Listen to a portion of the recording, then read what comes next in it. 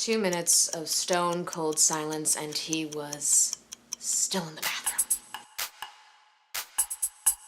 One of those pretty boy blonde SoCal types. I mean, really pretty.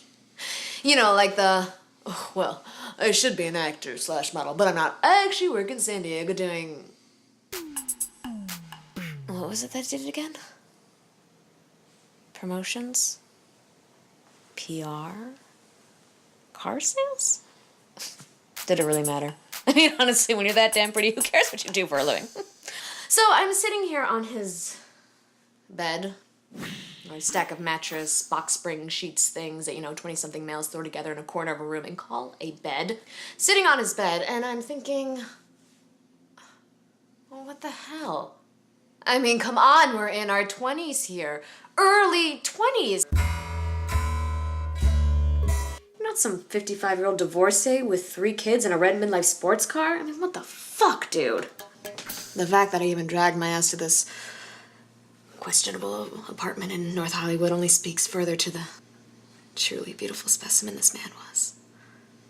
A fine thing, whom by all appearances was young, healthy, and virile. I'm racking my brain trying to remember if there was anything in any of those etiquette books my mother had purchased me as a child that contains the proper response to this situation. After all, never read this one in Ann Lander's column. I mean, how are you supposed to know what to say? It's not like there are any pretty boys in their 20s in those TV commercials.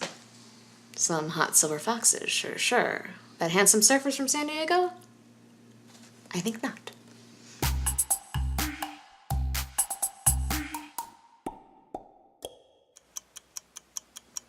He still wasn't saying anything.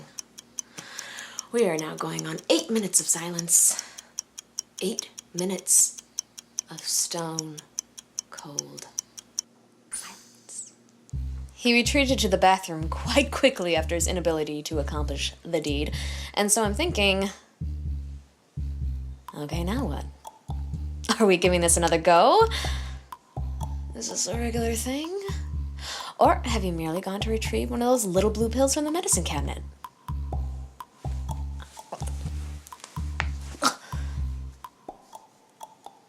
Oh.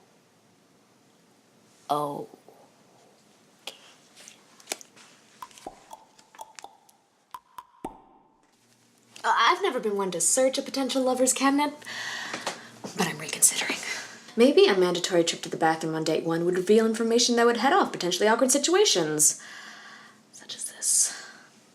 What are you supposed to say to guys? I mean, is this a... Oh, it's okay, champ, you're still #1. Let's bond here, kind of a moment. Or is this a... Dude, fucking pull it together thing. Where being an asshole to a guy is a show of solidarity and support. Oh, God. I hear rummaging in the bathroom and I'm thinking, shit. Go over, stay put. And by the way, what the hell is it with single men and not putting pillowcases on their pillows?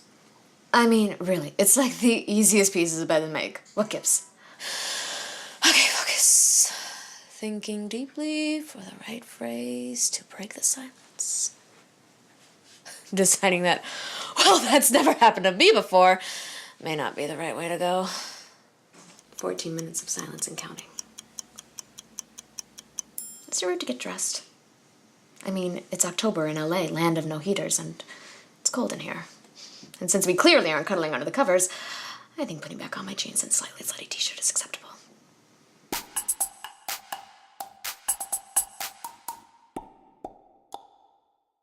Fully dressed, going on 20 minutes of silence. Enough's enough. I'm making my move.